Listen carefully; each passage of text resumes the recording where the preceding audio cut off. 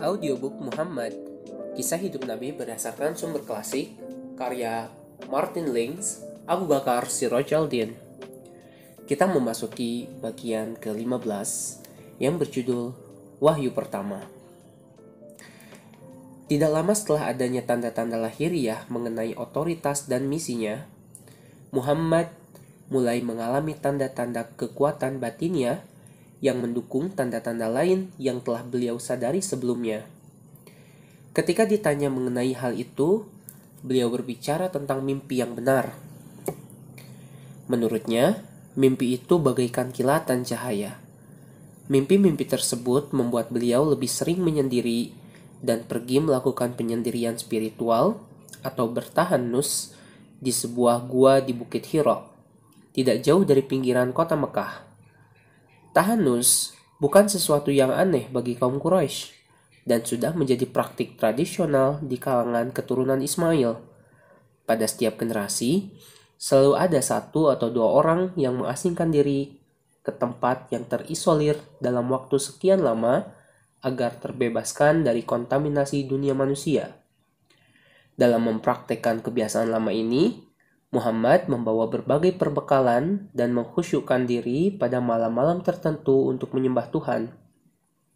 Kemudian pulang ke keluarganya. Setelah pulang, terkadang beliau mengambil lebih banyak perbekalan dan kembali lagi ke bukit. Selama beberapa tahun ini, saat beliau meninggalkan kota dan menuju ke tempat meditasinya, seringkali beliau mendengar dengan jelas ucapan, "Assalamualaikum, wahai utusan Allah. Assalamualaikum, ya Rasulullah." Lalu beliau berbalik dan mencari orang yang mengucapkannya. Namun beliau tidak melihat seorang pun. Seolah-olah kata-kata itu berasal dari sebuah pohon atau batu. Ramadan adalah bulan yang biasa digunakan untuk mengasingkan diri.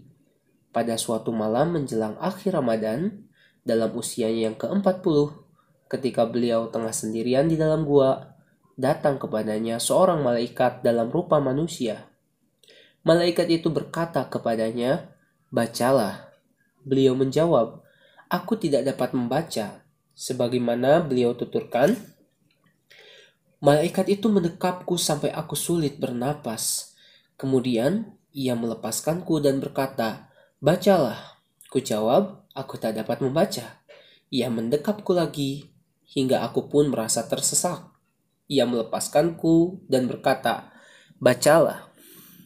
Dan kembali kujawab, "Aku tak dapat membaca." Lalu ketiga kalinya ia mendekapku seperti sebelumnya, kemudian melepaskanku dan berkata, "Bacalah dengan nama Tuhanmu yang menciptakan. Dia telah menciptakan manusia dari segumpal darah. Bacalah, dan Tuhanmu lah yang maha pemurah, yang mengajari manusia dengan pena, qalam. Dia mengajar kepada manusia apa yang tidak diketahuinya." Quran Surat 96, 1-5. Muhammad mengulangi kata-kata yang diucapkan malaikat itu yang kemudian meninggalkannya. Beliau berkata, Sepertinya kata-kata itu tertanam dalam hatiku. Namun beliau takut jangan-jangan telah menjadi penyair yang terilhami jin atau orang yang kesurupan. Karena itu beliau lari dari gua. Di tengah perjalanan menuruni tebing bukit, beliau mendengar suara di atasnya, "Hai Muhammad, engkau utusan Allah dan aku Jibril." Beliau mengadahkan kepala ke arah langit dan di sana terlihat tamunya. Masih dapat dikenalinya, namun sekarang jelas dalam rupa malaikat memenuhi seluruh cakrawala. Kembali ia berkata, "Hai Muhammad, engkau Rasulullah dan aku Jibril." Nabi berdiri terpaku menatap malaikat itu. Beliau berpaling darinya, namun kemanapun beliau memandang, ke utara, ke selatan, ke timur, dan ke barat, malaikat itu selalu ada di sana, menapak di cakrawala.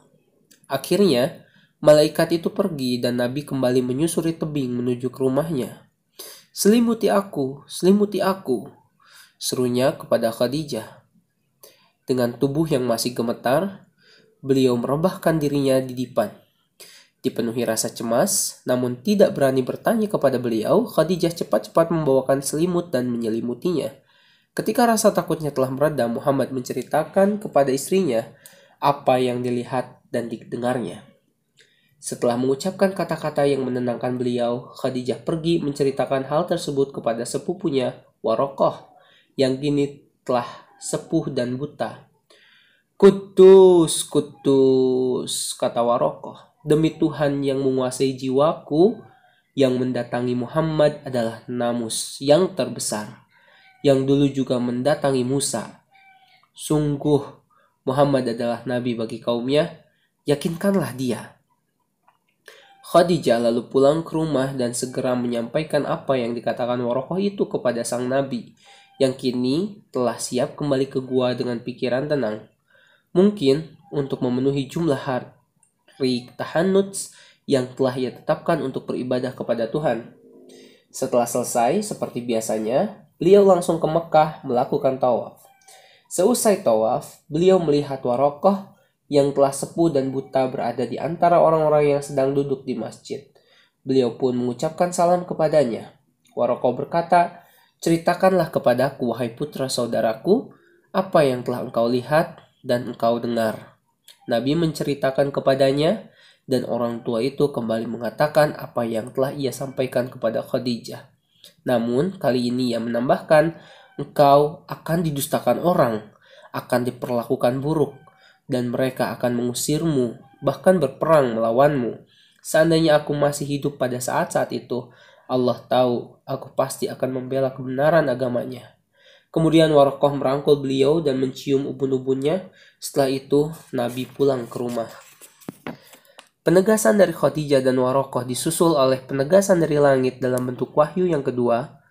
Peristiwa turunnya tidak disebutkan, namun ketika ditanya bagaimana wahyu itu datang kepadanya, Nabi menyebutkan dua cara. Terkadang wahyu datang kepadaku seperti bunyi sebuah bel. Cara itulah yang terberat bagiku. Bunyi itu menghilang setelah aku memahaminya. Terkadang malaikat menampakkan diri dalam rupa manusia. Ia berbicara kepadaku, lalu aku mengerti apa yang dikatakannya.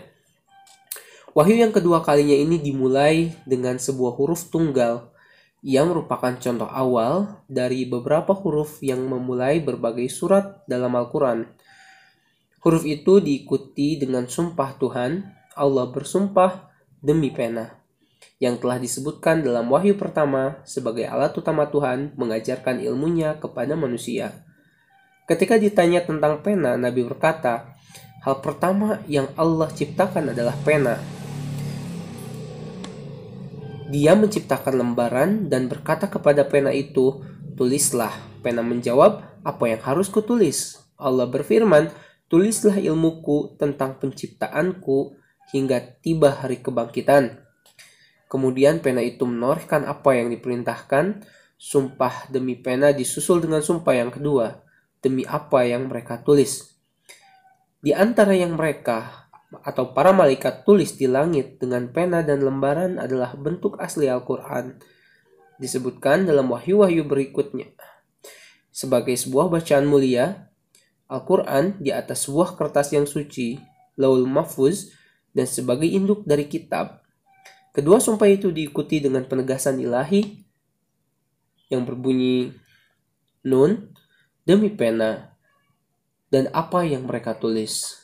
Berkat nikmat Tuhanmu, kamu sekali-kali bukan orang gila. Dan sesungguhnya bagi kamu pahala yang besar yang tidak putus-putusnya. Sesungguhnya kamu benar-benar berbudi pekerti yang agung. Quran Surat 68 ayat 1-4. Setelah turunnya pesan-pesan pertama, terdapat masa bungkam. Selama masa bungkam tersebut, tidak ada wahyu baru yang turun kepada Nabi. Beliau pun khawatir kalau dirinya telah menyebabkan ketidaksenangan Tuhan. Meskipun demikian, Khadijah senantiasa meyakinkan bahwa itu tidak mungkin. Kemudian, masa bungkam itu pun berakhir. Datanglah kepastian yang membuat perintah pertama berkaitan langsung dengan misinya. Demi terangnya waktu pagi, demi malam tatkala sunyi, Tuhanmu tidak meninggalkanmu dan tidak pula membencimu. Sesungguhnya akhir itu lebih baik bagimu dari permulaan, dan kelak Tuhanmu pasti memberikan karunia-Nya kepadamu, lalu hatimu menjadi puas. Bukankah Dia mendapatimu sebagai seorang yatim, lalu Dia melindungimu? Dia mendapatimu sebagai seorang yang bingung, lalu Dia memberikan petunjuk. Dia mendapatimu sebagai seorang yang kekurangan, lalu Dia memberikan kecukupan. Maka janganlah kamu berlaku sewenang-wenang terhadap anak yatim, dan terhadap orang yang meminta-minta, maka janganlah kamu menghardiknya. Dan terhadap nikmat Tuhanmu, maka siarkanlah. Quran Surat 93. Itulah akhir bahasan dari bab ke-15. Selanjutnya kita akan beralih ke bab 16 yang berjudul ibadah.